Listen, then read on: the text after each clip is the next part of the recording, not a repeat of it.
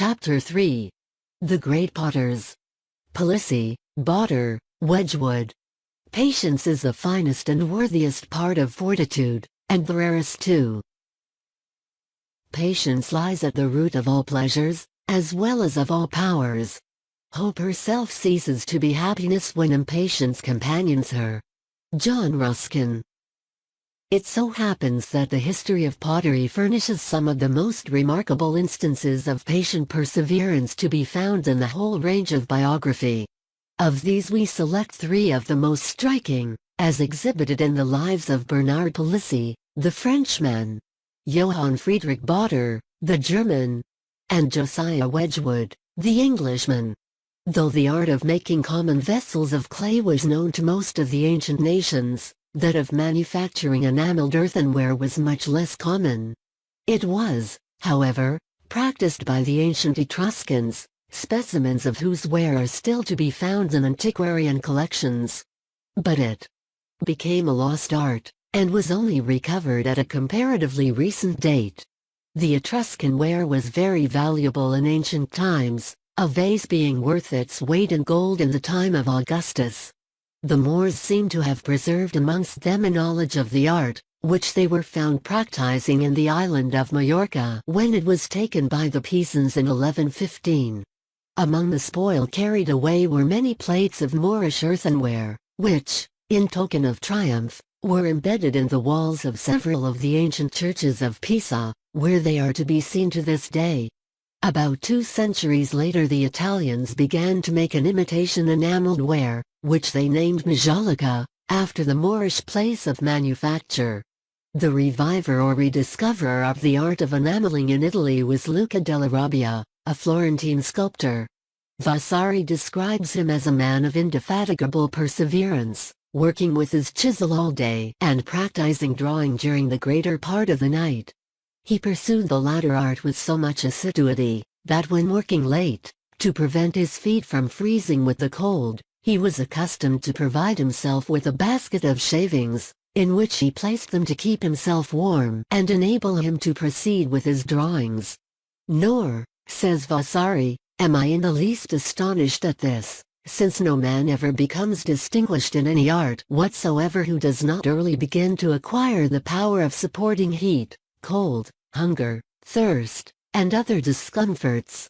Whereas those persons deceive themselves altogether who suppose that when taking their ease and surrounded by all the enjoyments of the world they may still attain to honorable distinction, for it is not by sleeping, but by waking, watching, and laboring continually, that proficiency is attained and reputation acquired.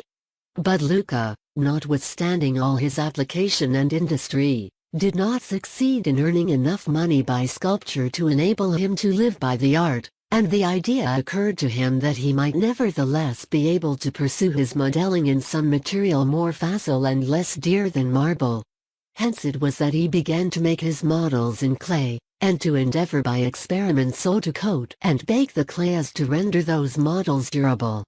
After many trials he at length discovered a method of covering the clay with a material, which, when exposed to the intense heat of a furnace, became converted into an almost imperishable enamel. He afterwards made the further discovery of a method of imparting color to the enamel, thus greatly adding to its beauty. The fame of Luca's work extended throughout Europe, and specimens of his art became widely diffused. Many of them were sent into France and Spain, where they were greatly prized. At that time coarse brown jars and pipkins were almost the only articles of earthenware produced in France.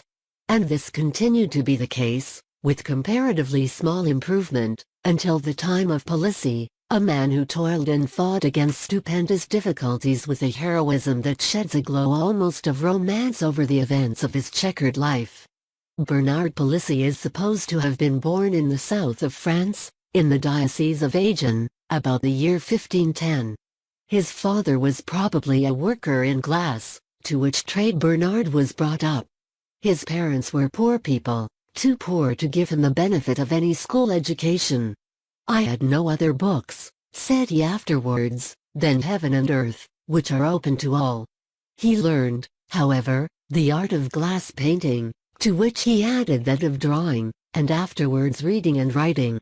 When about 18 years old, the glass trade becoming decayed, Palissy left his father's house, with his wallet on his back, and went out into the world to search whether there was any place in it for him.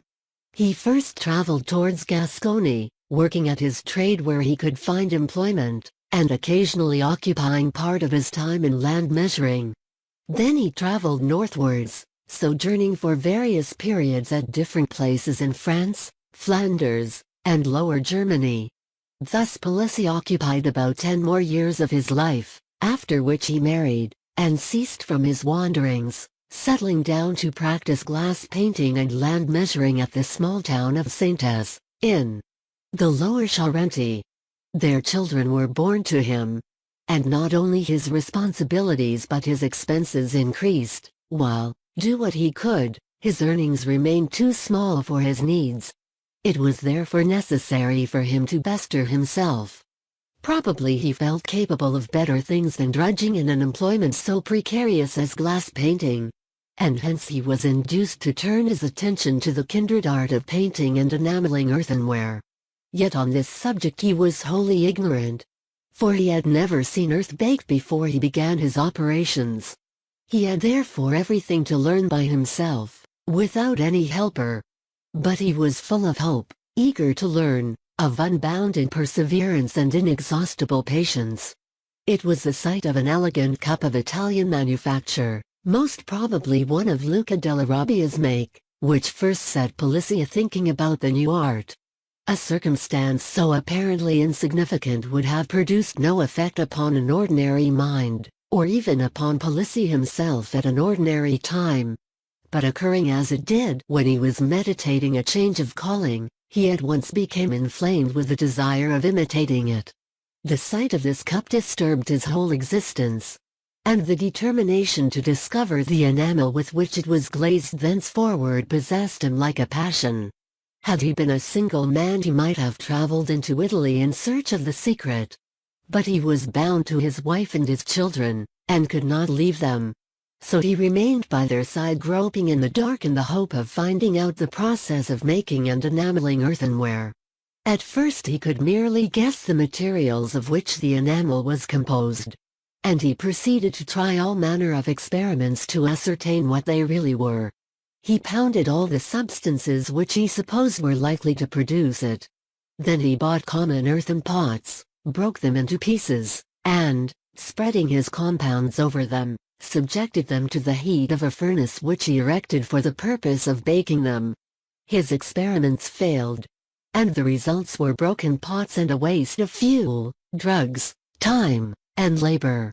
Women do not readily sympathize with experiments whose only tangible effect is to dissipate the means of buying clothes and food for their children.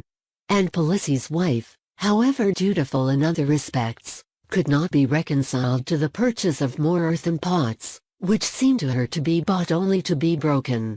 Yet she must needs submit, for Palissy had become thoroughly possessed by the determination to master the secret of the enamel, and would not leave it alone. For many successive months and years Palissy pursued his experiments. The first furnace having proved a failure, he proceeded to erect another out of doors. There he burnt more wood, spoiled more drugs and pots, and lost more time, until poverty stared him and his family in the face. "Thus," said he, "I fooled away several years, with sorrow and sighs, because I could not at all arrive at my intention." In the intervals of his experiments he occasionally worked at his former callings, painting on glass, drawing portraits, and measuring land. But his earnings from these sources were very small. At length he was no longer able to carry on his experiments in his own furnace because of the heavy cost of fuel. But he bought more potsherds, broke them up as before into 300 or 400 pieces, and, covering them with chemicals, carried them to a tile work a league and a half distant from Saintes, there to be baked in an ordinary furnace. After the operation he went to see the pieces taken out, and, to his dismay, the whole of the experiments were failures. But though disappointed, he was not yet defeated, for he determined on the very spot to begin afresh.